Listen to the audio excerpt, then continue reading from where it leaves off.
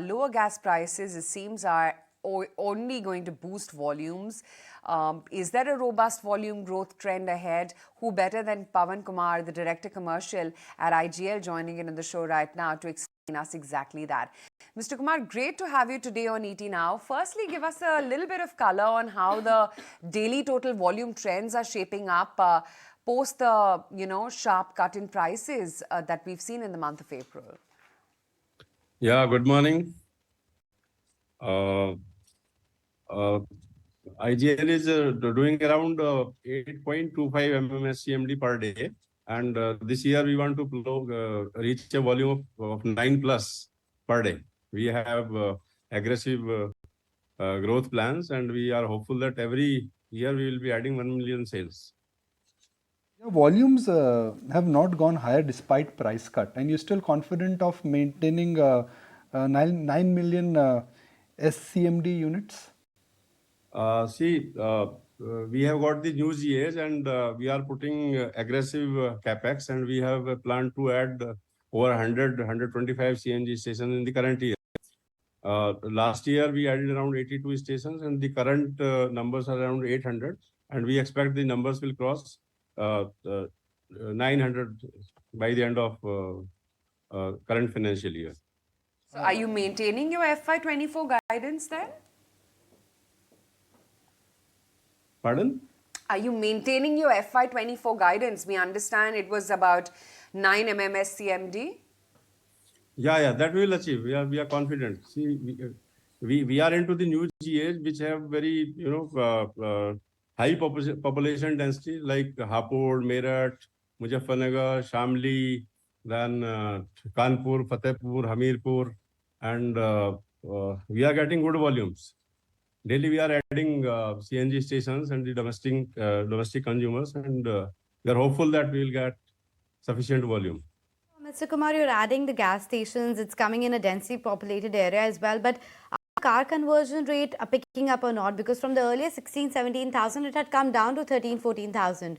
What's the number right now of car conversions?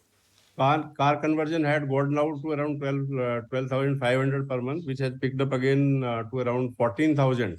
And with the price stability for next 2 years and the price visibility, we expect that the conversion will go up. We have also seen that many OEMs are launching new CNG variants. Tata, Maruti and Hyundai, they are aggressively doing this CNG models. What is the trend like at a time when the EV vehicle migration, I think, is very strong, which is that there is a definite push towards EVs. If new buyers are adopting more EVs, that means less of CNG kits would be sold. Isn't that a disruptive threat to your existing business?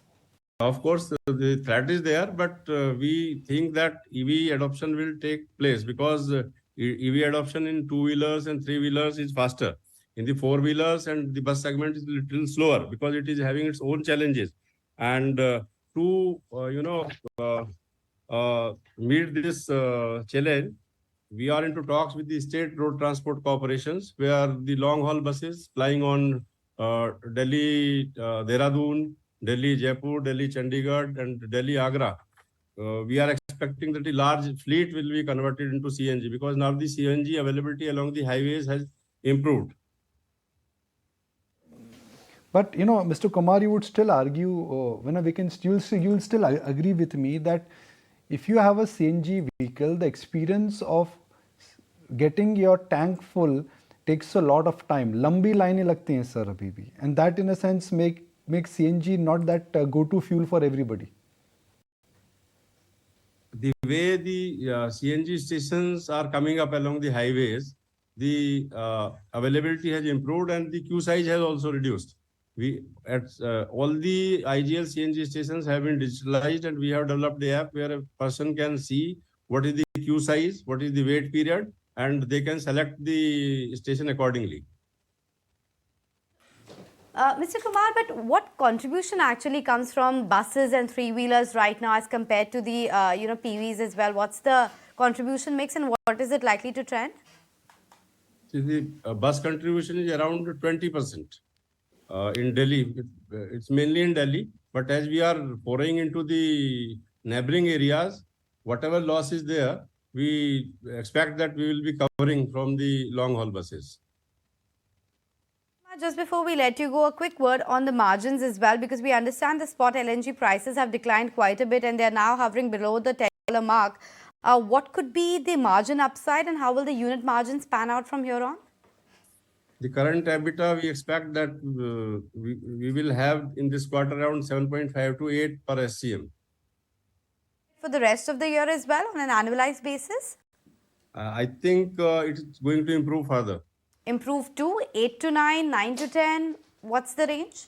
Maybe 8 to 9, but again depends, whether the prices of the competing fuels are being reduced or not. Depends a lot on the petrol and diesel prices. Okay, Mr. Kumar, on that note, we'll let you go. Thank you so much for joining us today and talking to us about how the volumes are tracking as well as the entire transition. How is it panning out for IGL at this point of time? For the